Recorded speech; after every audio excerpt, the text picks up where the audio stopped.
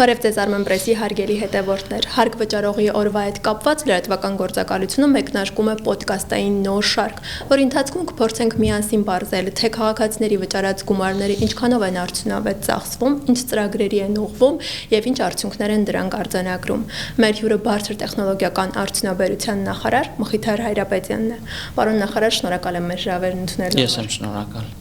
Պարոն Հայրապետյան, 2025 թվականին պետական բյուջեից ձեր նախարարությանը հատկացվել է 47.5 միլիարդ դրամ։ Սա աննախադեպ է ձեր ղեկավարած գերատեսչության համար։ Համեմատության համար 2024-ին ձեր բյուջեն շուրջ 21 միլիարդ դրամ էր։ Նախ ինչով կպայմանավորեք այս աննախադեպ բարձրացումը եւ հիմնականում ինչ ծրագրերի են ուղղվում այս միջոցները։ Շնորհակալություն, քանի որ դուք ձեր խոսքում արդեն անդրադարձաք հարկ վճարելու կարևորությանը, պետք է երևի թե ես էլ սկսեմ այդտեղից, բայց հետևյալ տրամաբանությամբ նախ երբ դուք նշեցիք, որ ըստ էության ստացվում է, որ գրեթե կրկնապատկվել է բարձր տեխնոլոգիական արդյունաբերության նախարարության բյուջեն, երկու դիտանկյունից փորձենք մոտենալ հարցին, նախ առաջինը խոսենք այն մասին, թե այդ ինչպես է եւ ինչի հաշվին է ստացվել, որ մենք կարողացել ենք մեզ նման շռայլություն թույլ տալ, եւ երկրորդ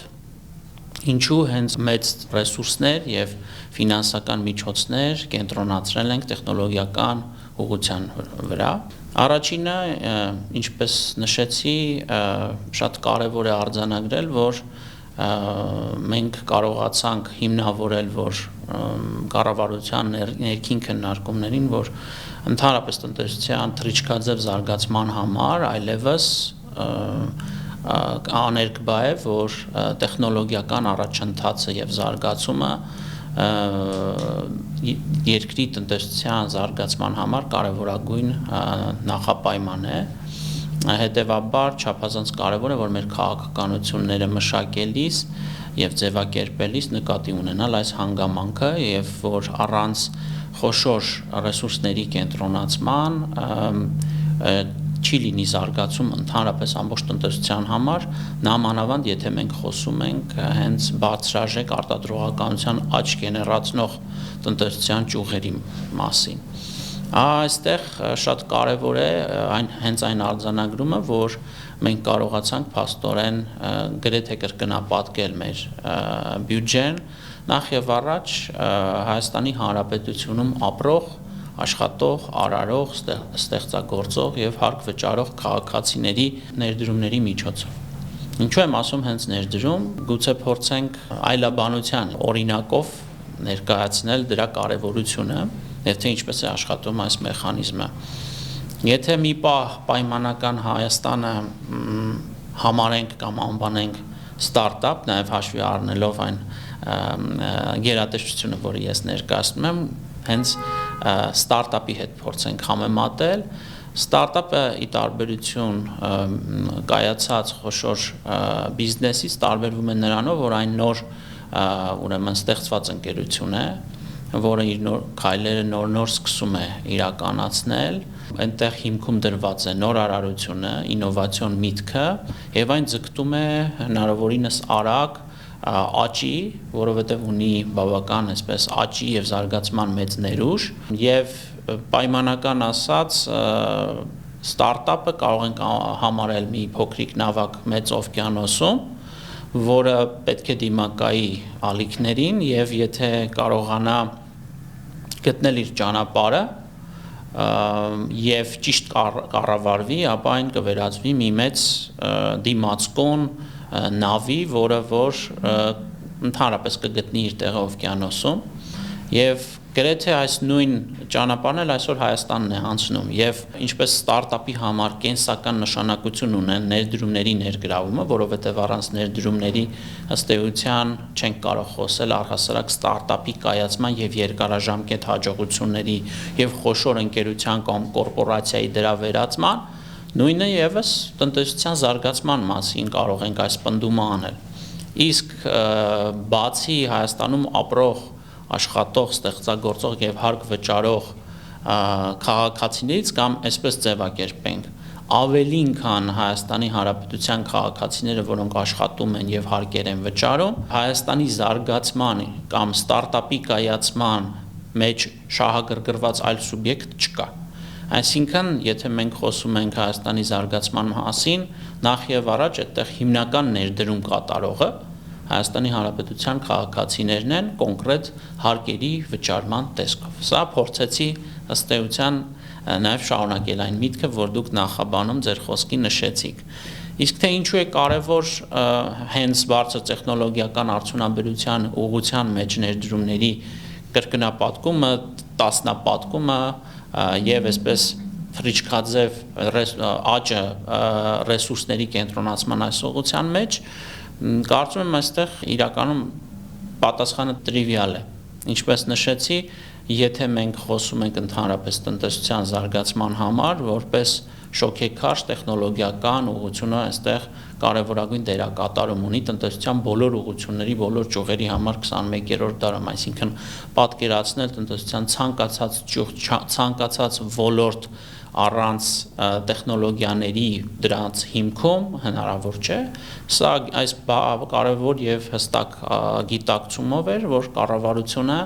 փաստորեն 2024 թվականին առաջարկեց 7-ամյա ծրագիր տեխնոլոգիական ոլորտի զարգացման համար, որի տակ դրեց շուրջ 30 միլիարդ դրամ բյուջե, սա դեռևս չհաշվարկած հարկային արտոնությունների այն կտորը, որը եւս նախատեսված է հենց գիտահետազոտական եւ փորձարարական մշակումների աշխատանքների համար,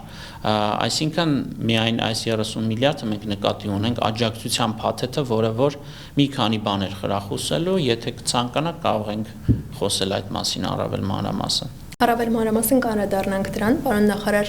Հայաստանը տիեզերական ոլորտում իր դիրքերն ամրապնդելու ուղղությամբ քայլեր է իրականացրել, խոսքը Armsat 1 արբանյակի մասին է։ 2024 թվականից հայ մասնագետներն ամբողջությամբ ստանձնեցին արբանյակի կառավարումը, սակայն այս ծրագիրը ոչ միանշանակ ընդունվեց, մասնավորապես ձեր ընդդիմախոսները քննադատություն հնչեցրին, խոսելով գումարների չարաշահումների, վատնումների մասին, ինչպես կանրադառնաք այս քննադատություններին եւ այս ժամանակահատվածում արբանյակից ստացված տվյալները ինչ հնարավորություններ են տվել Հայաստանին։ Արված լուսանկարները բացի պաշտպանական ոլորտից, այլ ինչ ոլորտներում կարող են օգտագործվել։ Իրականում, երբ դու որևէ ծրագիր ես իրականացնում, շատ կարևոր է դրա այսպես ձևավորել ճիշտ ակնկալիք հանրության շրջանում, այսինքն պետք է մաքսիմալ օբյեկտիվ եւ ըստ էության ներկայացնել այդ ծրագիրը, ծրագրի նպատակը, թե ինչ խնդիր է գալիս այն լուծելու պետության համար։ Դրա ցցուն օրինակներից մեկը հենց Armsat 1 արբանյակի ձեռքբերումն էր տարիներ առաջ, որովհետեւ ստացվել էր այնպես, որ Հայաստանը կարևորագույն մի որոշում էր կայացրել հայտ ներկայացնելու, ունենալու կամ գտնելու իր տեղը տիեզերքում, չունենալով փաստացի դրա համար որևէ ենթակառուցվածք, գիտելիք, կարողություն եւ ըստ էության նաեւ վերջին տասնամյակներում չունենալով ձևավորված ավանդույթներ այս ուղղությամբ։ Այսինքն կարող ենք անել նույնիսկ պնդում, որ գրեթե զրոյական վիճակում էր Հայաստանը, սակայն միակ բանը որ ուներ, դա կամքն էր, ցանկությունը կառավարության կողմից, որ այդ ուղղության մեջ եւս պետք է ռեսուրսներ կենտրոնացնի եւ փորձի Հայաստանին այդտեղ տիեզերական ոլորտում ճիշտ դիրքավորել։ Եվ Հայաստանի կառավարությունը որոշում կայացրեց այդ կարողությունները Հայաստան բերելու եւ տեխնոլոգիաների տրանսֆեր իրականացնելու գործընթացը սկսել արբանյակի ձեռքբերման քայլից։ Եվ շատ կարևոր է, որ մենք շատ հստակ տանք դրա գնահատականը հենց այս համատեքստում, այսինքն Armsat 1 արբանյակը, որը հնարավոր չէ համարել աշխարհի ամենազարգացած, տարատեսակ առաջատար տեխնոլոգիական լուծումներով արբանյակ, այն կարևոր է դրան տալ adekvat դրա գործունեությանը եւ կիրառմանը տալ adekvat գնահատական Եվ այս համատեքստում կարող եմ ասել, որ Armsat 1-ը այն խնդիրը, որ ի սկզբանե դրված էր այս ծրագրի հիմնավորումների տակ, իր խնդիրը լուծել է։ Հիմա փորձեմ եւս մեկ անգամ նաև օգտվելով այս առիթից հիմնավորել այս պնդումը։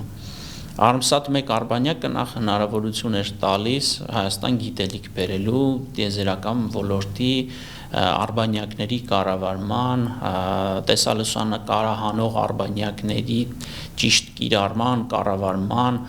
վերաբերյալ եւ ըստ էության արդեն գրեթե 3 տարի անց մենք կարող ենք այդ արձանագրումը անել, որ դուք էլ ձեր խոսքում նշեցիք, որ 24 թվականին ամբողջական կառավարումը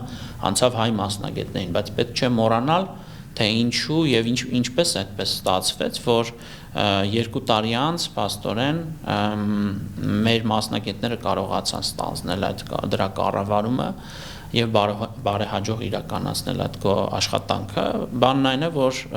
այդ պայմանագիրը միայն արբանյակի ձեռքբերման մասին չէր, այն նաև տեսակ մասնագիտական կամ վերապատրաստման գործընթաց էր իրենից ենթադրում պայմանագրի շրջանակներում հայկական կողմին գիտելիք, հմտություն, կարողունակություն փոխանցելու իմաստով եւ սա այս ոլորտում առաջին քայլերը իրականացնելու համատեքստում կարևորագույն, նույնիսկ թույլ տվեք ասել հիմնարար քայլ էր, որովհետեւ սա միայն այս ճանապարհը անցնելուց հետո է, որ մենք այսօր մտածում ենք նոր արբանյակներ ձեռք բերելու, որովհետև այս փուլում մենք կարող եմ ասել, որ գրեթե վերջնականացնում ենք տիեզերական ոլորտի ռազմավարության փաստաթուղթը եւ այն որոշակի փակագծեր բացելով կարող եմ ասել ենթադրում է առաջարկ կառավարությանը բարձր տեխնոլոգիական արդյունաբերության նախարարության կողմից իբրև ոլորտի քաղաքականության պատասխանատու ունենալ թե տեսալուսանկարահանող արբանյակներ, թե ապագայում նաև կապի արբանյակներ եւ այսպես շարունակ։ Բայց այս խոսակցությունը միայն կարելի է ընդհանրապես սկսել, եթե դու ստեղծել ես կամ դրել ես որոշակի հիմքեր։ Այս համատեքստում ես այդ պնդումը կարող եմ անել, որ այդ ծրագիրը հաջողված էր, ոչ թե այն իմաստով, որ այդ արբանյակը պիտի գար եւ լուծեր Հայաստանի Հանրապետության արչեւ ծառացած անվտանգային բոլոր մարտահրավերները բնավ մեկ արբանյակով դա իրատեսական էլ չէ իրականում, պետք է խոստովանել, այլ ընդհակառակը մենք շատ կոնկրետ խնդիր էինք մեր առջև դրել, որը փաստացի այս պահին եւս լուծում է, որովհետեւ ինքնին արբանյակի նաեւ կառավարումը ամենօրյա ռեժիմով հնարավորություն է տալիս նոր գիտելիք ստանալու, նոր բան սովորելու, ինչպես նաև մեծացնելու ներքին կարողունակությունները մասնագիտական առումով, եթե սկզբում արբանյակը կառավարում էին 2-3 աշխատակիցներ, ապա ամիսների ընթացքում այդ թիվը մեծանում է եւ սա հնարավորություն կտա արդեն ապագայում ավելի ամբիցիոզ ծրագրեր ձևակերպել եւ իրականացնել։ Պարոն Հայրապետյան, ծրագիրը հաջողված համարեցիք, բայց մեծապես խոսեցիք մասնագիտական կարողությունների զարգացման մասին։ Սրանից բացի արբանյակը այս տարիների ընթացքում ինչ օգուտ է տվել Հայաստանին, այսինքն նրանից ստացված ինֆորմացիան, լուսանկարները գործնականում որևէ ոլորտում օգտագործվել են։ Տեսեք, այդ լուսանկարները ունեն որոշակի տեխնիկական պարամետրեր։ Օրինակ լուծաչափեր ունեն, որոնք որ հնարավորություն չեն տալիս բոլոր տեսակի խնդիրները ձևակերպել, հասցեագրել եւ լուծել։ Ի սկզբանե այս գիտակցումը նաև եղել է, որ տվյալ արբանյակով բոլոր տեսակի խնդիրներ հնարավոր չէ հասցեագրել եւ այս իմաստով սա որոշակի սահմանափակումներ բնականաբար ենթադրել է իրենից։ Այստեղ եւս մեկ անգամ պետք է ասեմ, որ ստացված լուսանկարները, դրանց մշակումը, այդ լուսանկարների եղած տեխնիկական հնարավորությունների որոշակի կիրարկումը ըստ գերատարբեր գերատեսչությունների կարիքների այս համատեքստում է պետք սա դիտարկել, այսինքն այդ մեկ արբանյակով ստանալ աշխարհի ամենավորակյալ լուսանկարները եւ դրանք օգտագործել տարբեր գերատեսչությունների համար այս պնդումը բնականաբար ես չեմ կարող անել, կրկնում եմ դրա արբանյակի տեխնոլոգիայի օգտագործումը չափազանց կարևոր էր այն կառավարելու, ղեկավարելու, դրանից ստացած պրոդուկտների հետ աշխատանք տանելու, որը հող է նախապատրաստում հետագա ավելի մեծ, առավել ամբիցիոզ ծրագրերը իրականացնելու կարողություն ունենալու։ Անդրադառնանք նաև Starlink-ի ընձեռած հնարավորություններին։ Ինչ հնարավորություններ այն կբացի Հայաստանի համար։ Կապի ոլորտում այն կարևորագույն դերակատարում ունի, ոչ միայն Starlink-ը, այլ ես կցանկանամ օգտվելով առից խոսել առհասարակ արբանյակային ինտերնետ կապի մասին, դա հնարավորություն է տալիս մեծացնել Հայաստանի այսպես ինքնուրույնությունը, ինքնավարությունը այստեղ, այս իմաստով, այսինքն սա հնարավորություն է տալիս բացի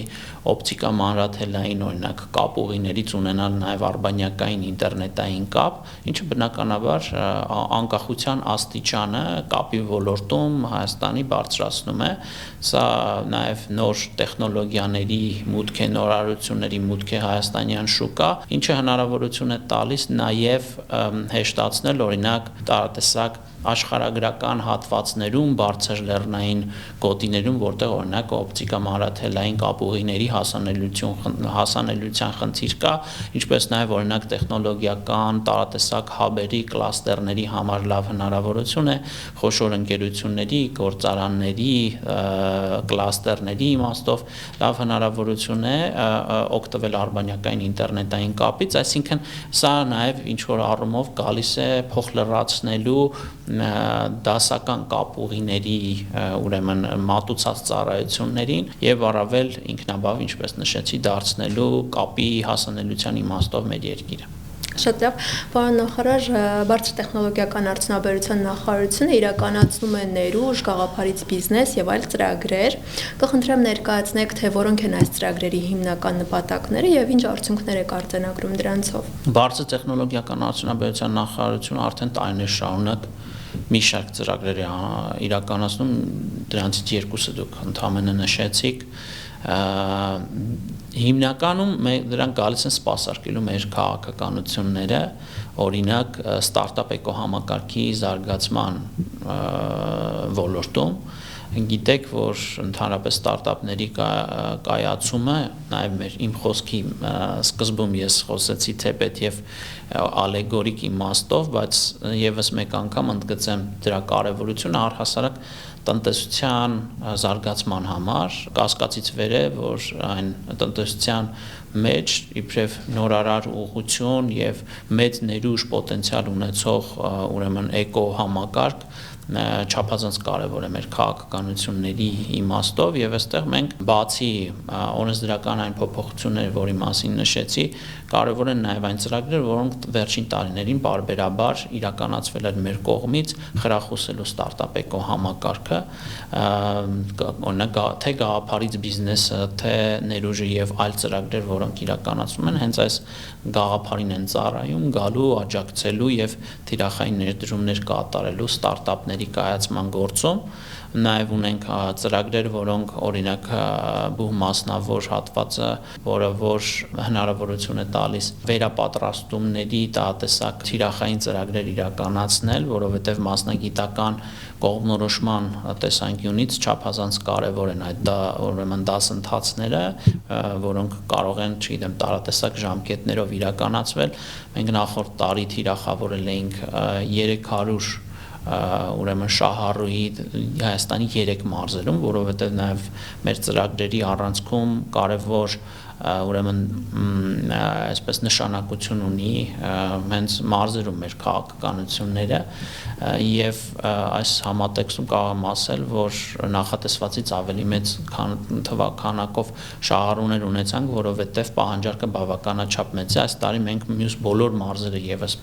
մտադիր ենք ծածկել այս ծրագրով, բայց նաև ունենք այլ նպատակներ, ընդհանրապես նաև որոշակի կլաստերներ ստեղծելու հենց մարզերում, որովհետև մեր նպատակն է մի կողմից ներդրում կատարել մարզերում գիտելիք գեներացնելու եւ կարողությունները մեծացնելու, բայց մյուս կողմից գտնում եմ, որ բավարար չափով ծրագրեր արկա չեն, որպեսզի այդ գիտելիքները ուղղենք հենց մարզերում արդյունք գեներացնելուն, ընդհանրապես այդ կադրերին մարզերում թողնելու, որովհետև դրա համար հավելյալ ծրագրեր եւ ենթակառուցվածքներ են անհրաժեշտ, մեր այսօրվա քաղաքականությունների արդյունքում մենք հույս ունենք, որ նաեւ կկարողանանք ստեղծել պայմաններ, որ այդ գիտելիքը, որ մարզերում ստեղծվում է, նաեւ հենց կիրառվի տեղում, սա նաեւ մեզ համար շատ կարեւոր է ընդհանրապես Հայաստանի համաչափ զարգացման շրջանակներում ես համարում եմ, որ սա նաև անվտանգային բաղադրիչ ունի իր մեջ եւ այս իմաստով մեր քաղաքականությունները պետք է կարողանանք տրամաբանական արժեշղթան մինչև վերջ հասցնել, այսինքն մենք փաստացի ինչ որ իմաստով աշխատանքի մի հատվածն ենք կատարում եւ մենք մտադիր ենք նաեւ արդեն նոր ներդրումներ կատարել մարզերում, որպեսզի այն մասնագետները, որոնք որ կստանան համապատասխան գիտելիքներ եւ հմտություններ, դրանք նաեւ տեղում կիրառելու հնարավորություն ստանան եւ ոչ թե մտածեն Երևան փոխադրվելու կամ ավելի վատ ընդհանրապես այլ միջազգային շուկաներում իրենց վերագտնելու, այսինքն մեր բոլոր ծրագրերը, ընթացիկ ծրագրերը կարող ենք հենց այս շրջանակներում դիտարկել նախ եւ առաջ ստարտափների խթանման, ինչպես նաև ոլորտում նոր մասնագետներ պատրաստելու կամ վերապատրաստելու իմաստով։ Թույլատրելի շրջանակում նաև անդրադառնանք ռազմարդյունաբերության ոլորտին։ Ընդդիմությունից ձեզ մեղադրեցին, որ մշտապես խոսում է ոլորտի զարգացման մասին, սակայն ոլորտի կատարողականը 0 է։ Դուք հակադարձեցիք նաև նշելով, որ մոտ 100 անգամ ՊՆ-ի կողմից ավելացել է ռազմարդյունաբերության պետպատվերը հայրենական արտադրողներին։ Խնդրեմ ներկայացնեք, թե ինչ զարգացումներ կան ոլորտում։ Սկսենք նրանից, որ հաճախ, երբ մարդիկ խոսում են ռազմարդյունաբերության ոլորտի կատարողականի մասին, միայն այսպես բավականաչափ պարզունակ վարժություն են անում, վերցնելով գիտահետազոտական եւ փորձարարական մշակումների աշխատանքների բյուջեի կատարողականը։ Ընդհանրապես սա ընդհանրապես ռազմարդյունաբերության զարգացման նմիտված մեր քաղաքականությունների գործիքներից մեկն է։ Այսինքն մենք համարում ենք, որ բարձր տեխնոլոգիական արդյունաբերության նախարարություն եւ ռազմարդյունաբերության կոմիտեն ընդհանրապես ոլորտի զարգացման համար պետք է խրախուսեն նորարարությունը, նոր տեխնոլոգիաները եւ այստեղ մենք ունենք R&D համար նախատեսված բավականաչափ մեծ բյուջե։ Սակայն պետք է խոստովանել, որ ընկերությունները, իսկ դրանք 6 տասնյակից ավելին են, հաճախ իրենց սեփական միջոցներով են անում այդ գիտահետազոտական աշխատանքները, ստանում են փորձանմուշներ, պրոտոտիպներ սեփական միջոցների, ռեսուրսների հաշվին։ Այստեղ շատ կարևոր է նաև այս հանգամանքը հաշվի առնել եւ որ ամենակարևորն է ընդհանրապես ռազմարդյունաբերության զարգացման համար կարծում եմ, որ կարևորագույն եւ համար 1 խթանը դա պետական պատվերի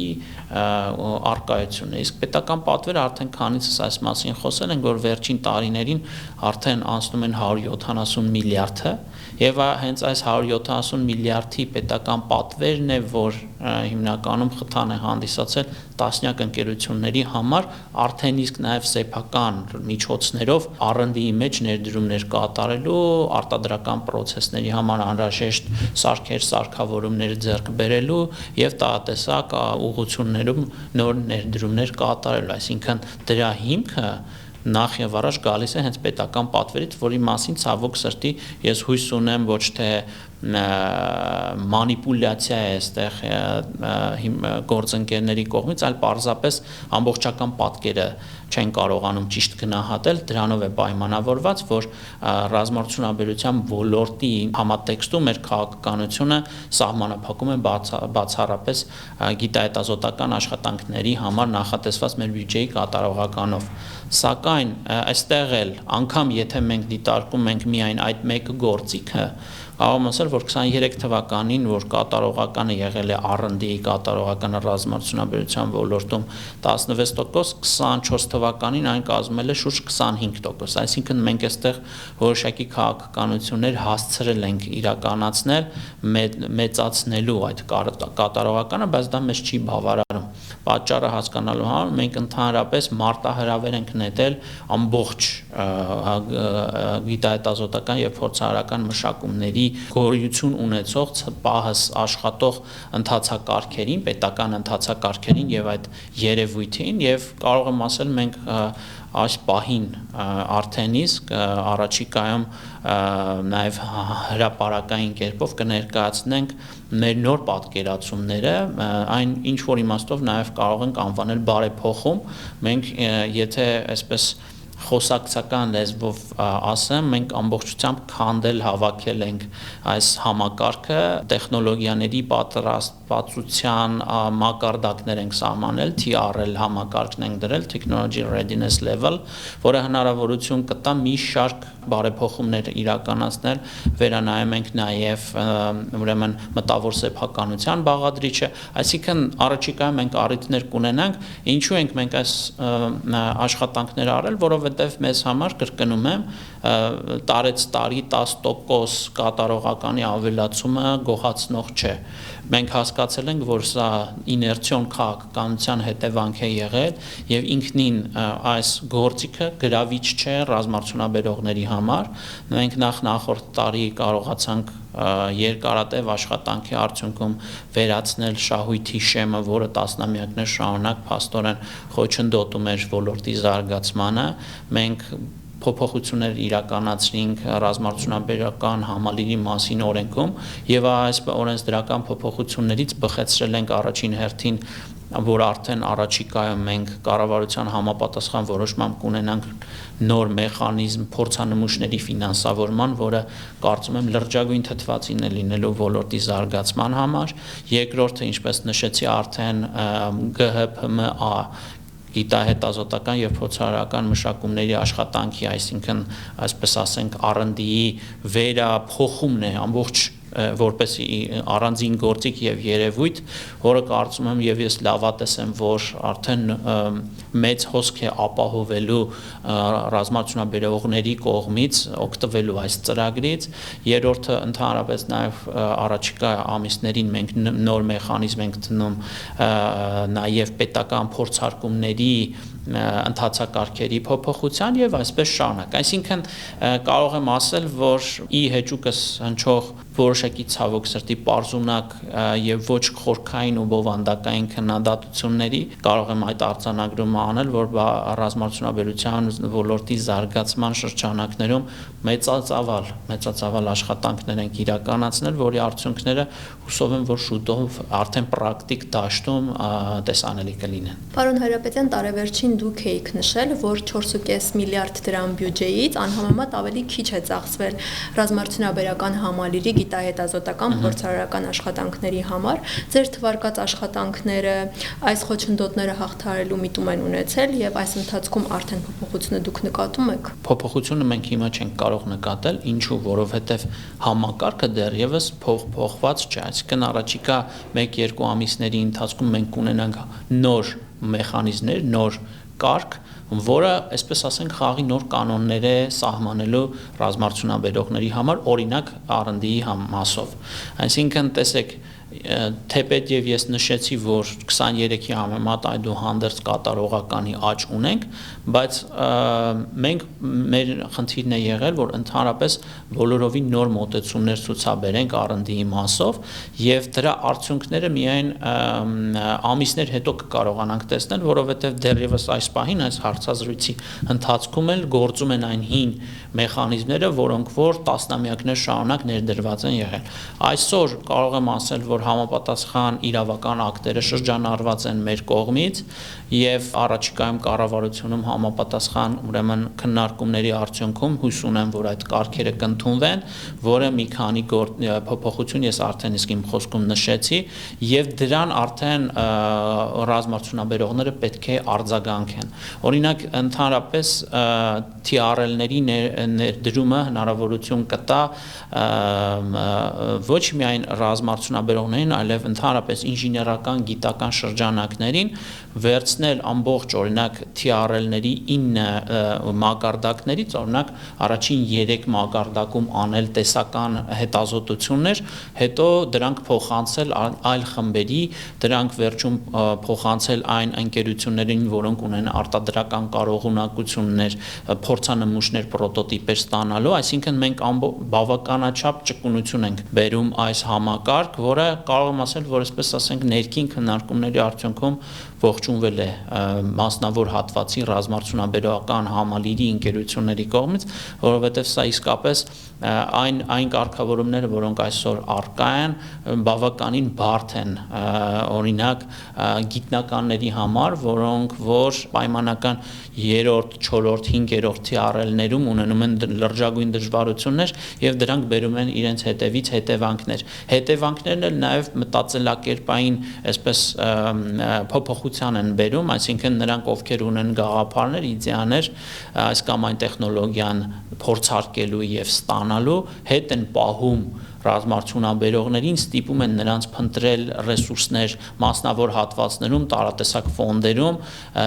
փոխանակ օգտվեն պետական ծրագրերից, որտեղ պետությունը ռեսուրս է կենտրոնացնում եւ փաստորեն այդ միջոցները չեն օգտագործվում եւ մենք ունենում ենք նմանատիպ խնդիր։ Այսինքն ձեր հարցին պատասխանելով ոչ, այս պահին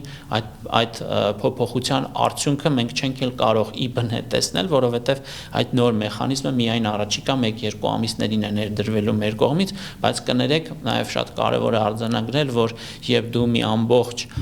տասնամյակներ շարունակ իներցիայով եկած քաղաքականություն ես փոխում, մեկ ամսում այդ աշխատանքը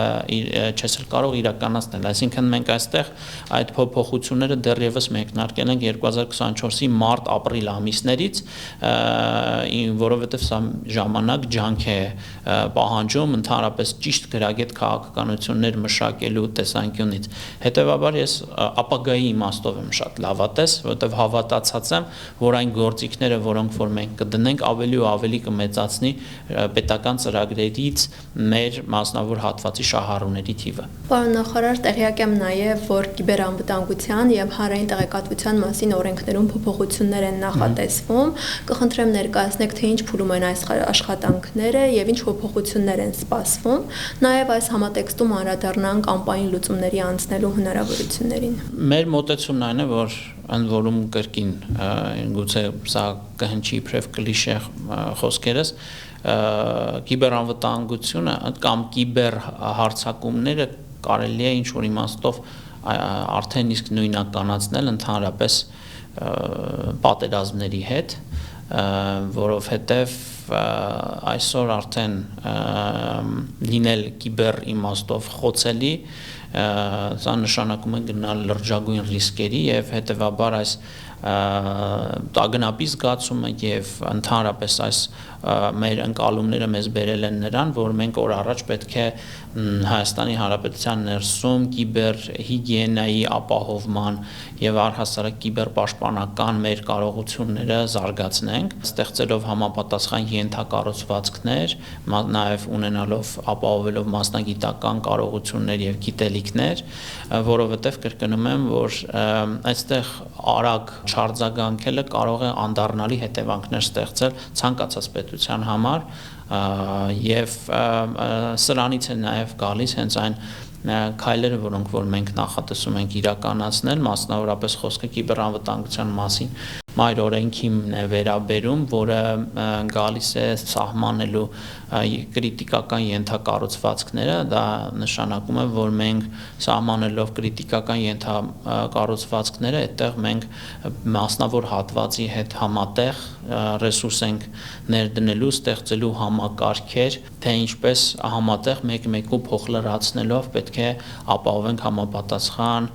կիբերմիջավայրը այդ ենթակառուցվածքների որովհետև այդ ենթակառուցվածքների նկատմամբ հարձակումները, ոտնձգությունները կարող են բերել տրիլիոնների վնասներ մեր տնտեսությանը, ինչը պատկերացնում եք, թե ինչ հետևանքների կարող է առհասարակ հանգեցնել մեր երկրին։ Սա նշանակում է, որ կսահմանվեն կրիտիկական ենթակառուցվածքներ, կսահմանվեն մեխանիզմներ, թե այդ ենթակառուցվածքների կիբեր անվտանգությունը ինչպես պետք է ապահովվի, կսահմանվեն թե պետական համապատասխան ինստիտուտների եւ թե մասնավոր բիզնեսի պատասխանատվության շրջանակները եւ անելիքները եւ այս իմաստով ես կարծում եմ, որ որպես հիմնարար փաստաթուղթ կիբերանվտանգության մասին օրենքը բավականին լուրջ խնդիրներ է ձևակերպում եւ դրա տակ նաեւ տալիս է լուծումներ։ Հանրային տեղեկությունների մասին օրենսդրությունը եւս կարևորագույն այսպես փաստաթուղթ է լինելու, ընդհանրապես տվյալների հետ մեր առնչվելու, տվյալները չկրկնօրինակելու, այսինքն մեկ բազայում կենտրոնացնելու եւ դրանցից ճիշտ օգտվելու, տվյալները պաշտպանելու, տարբեր գերատեսչությունների կողմից դրանք կիրարկելու իմաստով, այսինքն այստեղ եւս կարևոր է եւ հենց այս համատեքստում դուք ձեր հարցում նշեցիք անպային լուծումների մասին, սրա համատեքստում է պետք նաեւ դիտարկել cloud first քաղաքականությունը, անպայինն առաջինը, որը գալիս է խրախուսելու ընդհանրապես թե պետական համակարգին եւ առհասարակ մեր տնտեսությանը նկատի ունենալ, որ մեզ համար առաջնահերթություն է ոչ զգայուն տվյալների դատայի փոխադրումը անպային տիրույթ եւ այստեղ մենք կողմնակից ենք հիբրիդային լուծումներին, այսինքն այն տեղեկատվությունը դատան, որը որ իր մեջ կպարունակի զգայուն ուրեմն բաղադրիչ կլինի զգայուն մեզ համար, դրանք կպահվեն Հայաստանում, այսինքն մենք հիբրիդային տարբերակով ենք գնում առաջ եւ այս համատեքստում անպային տեխնոլոգիաների ներդրումը եւ անպային լուծումները մեզ համար առաջնահերթություն են։ Պարոն նախարար, նաև հաճախ է խոսվում Հայաստանը տարածաշրջանային տեխնոլոգիական կենտրոն դարձնելու նպատակադրումից, այս ուղղությամբ այս պայմանությամբ ինչ աշխատանքներ են իրականացվում, նաև տեխնոլոգիական ոլորտի մասնաբաժին է ներկայում հնայում որքան է կազմում եւ կա թիրախ, որին ձգտում եք հասնել։ Դուք ձեր խոստումը պահեցիք իրականում, երբ սկզբում ասացիք, որ առիթ կտաք ինձ խոսելու վերջին օրենսդրական փոփոխություններից, գիտեք, որ դեկտեմբերին ընդունվեց բարձր տեխնոլոգիաների ոլորտի պետական աջակցության մասին օրենք, ինչպես նաև փոփոխություններ մտցվեցին հարկային օրենսգրքում, երկու մաս ունի այս ծրագիրը, 7-ամյա ծրագիրը, առաջինը դա աջակցության ծրագրերն են, առաջինը նախ եւ առաջ այն գալիս է խրախուսելու ընկերություններին ստեղծել նոր աշխատատեղեր եւ աշխատաշուկա նոր մուտք գործող աշխատակիցների ներգրավման լինեն դրանք կամ բուհը ավարտած ուսանողները, որոնք առաջին անգամ են մուտք գործում տեխնոլոգիական ոլորտ կամ այլ ոլորտում նախկինում ներգրավված աշխատակիցներ, որոնք պատրաստ են վերամասնագիտանալ եւ առաջին անգամ մուտք գործել տեխնոլոգիական ոլորտ, այստեղ ցանկացած աշխատակցի հաշվարկված աշխատավարձի եկամտահարկի 60%-ի չափով քեշբեքի ինստիտուտն ենք ներդրել, այսինքն ընկերություններին նրանց եկամտահարկի 60%-ի չափով աջակցություն ենք ցուցաբերում 7 տարի շարունակ, երկրորդը կրկին նոր արդեն աշխատանքային միգրանտների ներգրավման պարագայում կամ դեռևս 2022 թվականի մարտի 1-ից ներգրավված աշխատանքային միգրանտների մասով մենք կրկին եկամտահարկի 60%-ի չափով քեշբեք ենք իրականացնում ընկերություններին եւ երրորդ աջակցության գործիքը վերաբերում է արդեն իսկ աշխատող տվյալ ընկերությունում աշխատող աշխատակիցների մասնագիտական վերապատրաստման համար արվող ծախսերից բխող մեր գործողությունները, այսինքն մենք խրախուսում ենք ներքին կարողունակությունները բարձրացնելուն միտված ներդրումները եւ այդ ներդրումների պարագայում մենք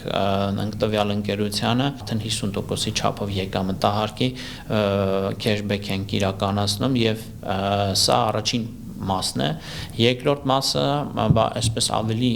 բարդ կառուցվածք ունի իրականում, սկսած շրջանառության հարկի 5%-ից 1% սահմաններով, այնտեղ որոշակի գործիքակազմ ունենք ստարտափների համար, շահութահարկի մասով լրջագույն գործիքակազմ ենք դրել, օրինակ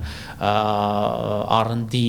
իրականացնող տեխնոլոգիական ընկերությունները ընդհանուր մինչև 0% շահութահարկ կարող են ունենալ, կախված այդտեղ մասնագիտական աշխատանք կատարող աշխատակիցների քանակից, եւ ընդհանրապես այստեղ հիմնարար գործիքը, որ մենք նաև ներդրել ենք հարկային արտոնությունների շրջանակներում, այսպես ասած, կվազի ֆիսկալ մեր քաղաքականությունը վերաբերում է միայն R&D-ին, որովհետև մենք որոշեցինք, որ առանձին ոլորտ պիտի հարկային արտոնություն չստանա, այլ մենք հարկային արտոնությունները տարածենք ամբողջ տնտեսության վրա, սա նշանակում է, որ տնտեսության ցանկացած ճյուղ, որը կիրառական հետազոտությունների մեջ ներդրում կկատարի, օրինակ հնարավորություն կստանա, եթե այն որակրվի իբրև ուրեմն գիտահետազոտական աշխատանք, այն հնարավորություն կստանա իր աշխատակիցների 20% եկամտահարկի փոխարեն վճարել 10% եկամտահարկ եւ այսպես շարունակ։ Այսինքն այս օրենսդրական փաթեթը, որը խոսքումս էլ նշեցի, շուրջ 30 միլիարդ արժեք ունի միայն աջակցության կտորը, չհաշված հարկային արտոնությունների մասը, դա հնդածս մենք պիտի գնահատենք եւ հասկանանք իրական ներդրումը պետության, որը անհամեմատ ավելին է լինելու, քան 30 միլիարդը, հնարավորություն է տալիս նախ արագ օպերատիվ եւ adekvat արձագանքել ընդհանրապես տեխնոլոգիական քարտեզի վրա տեղի ունեցող շատ արագ եւ անկանոն, երբեմն անկանոն տեղաշարժերին, փորձելով Հայաստանը դարձնել այդ տեղաշարժվող հոսքերի եւ ալիքների կենտրոն, տարածաշրջանային կենտրոն, առաջարկելով այսպես գրավիչ պայմաններ, թե վերազգային ընկերությունների, multinational կորպորացիաների, թե ֆրիլանսերների համար, տարատեսակ ընկերությունների համար Հայաստանը դարձնել տուն եւ աշխատելու մի այսպես գրավիչ միջավայր, եւ ես հավատացած եմ, որ այս օրենքը նպաստելու է սրան։ Արդյոք մենք համարում ենք, որ այս ծրագիրը 7-ամյա ծրագիրը լուծում է բոլոր խնդիրները եւ 6 ամսվա ընթացքում աշխարհի բոլոր տեխնոլոգիական ոլորտի մասնագետները, ինժեներները, ծրագրավորողները տեղափոխվելու են Հայաստան եւ Հայաստանում տեղ չի լինելու այլևս նրանց համար, ոչ։ Իհարկե ոչ, սակայն մենք համարում ենք, որ այս փոփոխությունը, որ մենք իրականացրել ենք, սա բավականին այսպես գրավիչ փաթեթ է մեր ձեռքին գնալ տարբեր երկրներ, տեսակ տեխնոլոգիական հաբեր, բանակցել, ներկայացնել, թե ինչպիսի գրավիչ ուրեմն միջավայր է Հայաստանը դառնում տեխնոաշխարհի համար, անընդհատ մեր մտքում ունենալով, որ այստեղ նորանոր ներդրումներ պիտի պետությունը կատարի, սկսած ենթակառուցվածքներից մինչև տեսակ աջակցող այլ ծրագրերով, որովհետև կրկնում եմ, որ աշխարհը ընդհանրապես այս կարևորագույն կամ անգին ռեսուրսի կատաղի պայքարի մեջ են տարբեր երկրներ մեկ-մեկու հետ եւ այս իմաստով Հայաստանը պետք է գիտակցի, որ եւ այդ գիտակցումը ուրախություն մեզ կա թե կառավարությունում, թե մասնավոր հատվածում, որ մենք միասին համատեղ այդ ճանապարհը պիտի անցնենք, անընդհատ ճկուն քաղաքականությունների միջոցով Հայաստանը դիրքավորելով որպես տեխնոլոգիական կենտրոն, ոչ թե պարզապես խոսքերով, այլ կոնկրետ քաղաքականություններով, ծրագրերով եւ ռազմավարական մոտեցումներով։ Այստեղ շատ կարեւոր կլինի բարձր տեխնոլոգիաների ոլորտի ռազմավարության ընդունումը։ Ես հույս ունեմ, որ մինչև աշուն մենք կարողանանք ստանալ սևագիր տարբերակը եւ հնարավորինս շուտ նաև ընդունենք այդ ռազմավարությունը, որը Հայաստանի համար մի քանի ուղղություն է առանձնացնելու, որտեղ Հայաստանը պիտի ավելի ու ավելի շատ կենտրոնացնի իր ռեսուրսները, արդեն այդ ռազմավարությունից բխող ռազմավարական ուղղություններով մենք անկախ այն ծրագրերից, որոնք այսօր մենք ունենք, նաև առանձին ուղղություններով պիտի կառավարությունը ներդրում կատարի, իհարկե սա ապագային միտված խոսակցություն գիտակցությունը, բայց սա կարևոր է, որ մենք արձանագրենք, որ այս ընկալումը, այս գիտակցումը կառավարության ներսում շատ ամուր կերպով առկա է։ Պարոն Հարապետյան, մենք մի կողմից խոսում ենք տեխնոլոգիական ոլորտի համար զարգացման հնարավորություններ ստեղծելուց, սակայն մյուս կողմից հանրության կողմից երբեմն ոչ միանշանակ է ընդունվում ՏՏ ոլորտի ընկերություններին աջակցության տրամադրումը։ Նրանք ասում են, որ ոլորտում աշխատավարձերը բարձր են, ընկերությունները երբեմն աջակցություն են ստանում, այնուհետև փակվում են։ Պետության կողմից կատարված այս ներդրումը ինչքանով է արդարացնում ակնկալիքները։ Նախկինում իրականացված բոլոր ծրագրերը մենք վերլուծում ենք, հասկանալու համար նախ այդ ծրագրերի մեջ որ ուրեմն բաղադրիչներն են եղել շատ արդյունավետ, որովհետև այդպիսիք բազմաթիվ են եւ դրանք մեզ օգնում են այդ բաղադրիչները եւ գործիքները այժմ եւս կիրառել, ինչպես նաև որոշակի բաց թողումներ, որոնք եղել են, դրանք եւս վերլուծվում են եւ դրանցից արվում են, կարծում եմ, ճիշտ հետեւություններ, այսինքն այսօրվա մեր քաղաքականությունները, որոնք որ մենք մշակում ենք, օրինակ այն ծրագրերը, որոնք որ ներդնում ենք տեխնոլոգիական ոլորտի զարգացման հիմքում, կարծում եմ, որ այդ դասերը մենք քաղել ենք եւ նաեւ որոշակի քայլեր, որոնք իրականացնում ենք եւ գուցե նաեւ կարող են դժգոհությունների պատճառ հանդիսանալ օրինակ տեխնոլոգիական համայնքի մոտ, նաեւ այստեղ հաշվի են առնված այն որոշակի ռիսկերը, որոնք նախկինում առկա են եղել, եւ մենք այսօր պարտավոր ենք դրանք հաշվի առնել,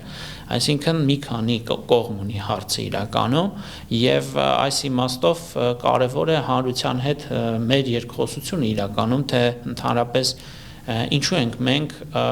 երբեմն նաև այլ ոլորտների հաշվին այս ուղղությանը առանձնահատուկ կարևորություն տալիս, որովհետև այս մասին ես նախ շատ եմ խոսել եւ պատրաստ եմ բոլոր առիթներով խոսել, քանի դեռ այն այսպես ֆունդամենտալ կերպով չի նստի մեր գիտակցության մեջ, սա մեկ ոլորտի աջակցության ծրագիր չէ բնավ։ Ընդհանրապես տեխնոլոգիական ոլորտը մենք խիստ պայմանական ենք այն անվանում ոլորտ, այն մի երևույթ է, որը գալիս է առաջ մղելու իր տեխնոլոգիական նորարարական լուծումներով ամբողջ տնտեսությանը, այսինքն մենք այն միլիարդները, որ ուղղել ենք տեխնոլոգիական ուղղությանը, սա ներդրում է ընդհանրապես հայաստանյան ողջ տնտեսության մեջ, որի շահառուն ցանկացած հայ մարդ է, որ ապրում է Հայաստանում եւ ի վերջո նաեւ չմոռանանք, որ ոլորտը արագ աճող է եւ նախորդ տարվա որոշակի տվյալների վերլուծություն բերել է նրան, որ օրինակ մենք կարող ենք արձանագրել, որ առաջին անգամ ոլորտի շրջանառությունը անցել է տրիլիոնը, հաշվի առնելով մի քանի տնտեսական գործունեության դասակարգիչներ, ոլորտի զարգացումը նաև հնարավորություն է տալիս դրա մեծացնել դրա ազդեցությունը ընդհանրապես հնայի վրա, գեներացնել ավելի մեծ քանակությամբ հարկեր, որի շահառուն ընդհանրապես Հայաստանի Հանրապետությունն է եւ այստեղ ապրող ցանկացած քաղաքացի, այսինքն տեխնոլոգիական ոլորտի միջոցով թե գեներացված տեխնոլոգիական լուծումների շահառուներն են, թե հարկերի տեսքով հավաքագրված հարկերի շահառուներն են, դրանցով իրականացված տարատեսակ ծրագրերի շահառուներն են մեր քաղաքացիները եւ ընդհանրապես տնտեսության զարգացման կարևորագույն նախապայմանն է այս ոլորտի մեջ մեր ներդրումները, այսինքն այս իմաստով մենք փոխանակ խանդով վերաբերվենք այս ոլորտի նկատմամբ հատուկ ուշադրությանը կառավարության կողմից, ընդհակառակը կարծում եմ ցանկացած քաղաքացի, տնտեսության ցանկացած ճյուղ պետք է շահագրգռված լինի, որովհետև այս ուղղությունը իր հետևից պիտի տանի առաջ բոլոր տնտեսության բոլոր ճյուղերը, որովհետև երբ օրինակ մենք խոսում ենք թվային վերափոխման մասին, թվային անընդհատ հատկապես վերջին տարիների գիտելիքային թվայնացման կարևորության մասին ենք խոսում ռազմարդյունաբերության մասին ենք խոսում, առհասարակ բարձր տեխնոլոգիական արդյունաբերության մասին ենք խոսում եւ այսպես շարունակ, այդ ամեն ինչի հիմքում դրված են տեխնոլոգիաները։ Հետևաբար ես կարծում եմ, որ առավել քան արդարացված է այս ուղղության վրա հատուկ ռեսուրսների կենտրոնացումը, որովհետեւ այն չի ծառայելու միայն մի սեգմենտի։ Այստեղ մեկ սեգմենտի շահը չի հաշվի առնվել կառավարության կողմից, այլ ընդհանրապես տնտեսության թռիչքաձև զարգացման գաղափարն է դրված այստեղ։ Պարոն Հարապետյան, ամփոփելով մեր զրույցը, մոտ ապագայում իրատեսական համարում եք Հայաստանը տեխնոլոգիական հաբ դարձնելը։ Այո, իհարկե։ Շնորհակալ եմ զրույցի համար։ Շնորհակալություն։